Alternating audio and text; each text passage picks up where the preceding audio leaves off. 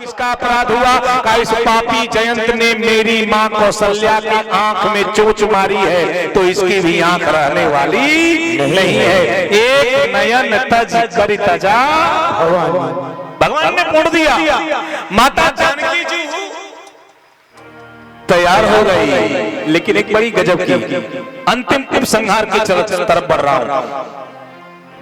एक गजब की घटना घटी। लक्ष्मण जी दौड़े हुए आए और दौड़ दौड़ के भगवान राम जी के चरणों में प्रणिपात हो गए। भगवान राम ने कहा, लक्ष्मण क्या बात है? लक्ष्मण जी ने कहा, सरकार हमें साथ नहीं लेंगे, हमें जंगल नहीं ले जाएंगे।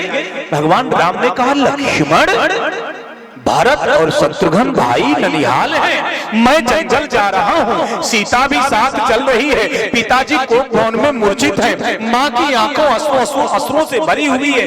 इस अयोध्या में एकलौते सचेता अवस्था में लक्ष्य मन यशसा लक्ष्मण, जिसका मन ही लक्ष्य बन गया हो और वो लक्ष्मण जागृत अवस्था में है, अगर ये भी चला जाएगा तो अयोध्या का अनाथ होने से कोई रोकने वाला नहीं है, इसलिए तुमको रुकना पड़ेगा। लक्ष्मण जी ने कहा, मैं तो आपके साथ चलूंगा, मैं रुकने वाला नहीं हूं। राम जी ने कहा, लक्ष्मण जासुराज प्रिय प्रजा तुम्हारी सोई कृपयवश नरक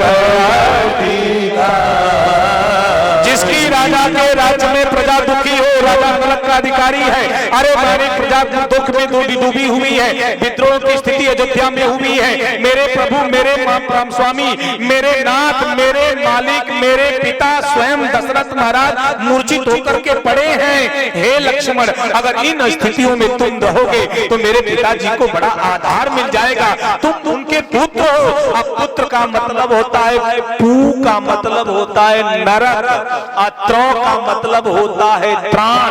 जो पिता को नरक से त्राण दे वो है पुत्र। तुम कैसे बेटे हो? लक्ष्मण जी ने कहा, मेरे माता पिता कौन है जानते हो सरकार? कौन? भगवान ने कहा, तुम्हारे माता पिता कौन है? कहा, गुरु पितु मातु न जानहि काहू, कहीं स्वभाव नाथ पतिया।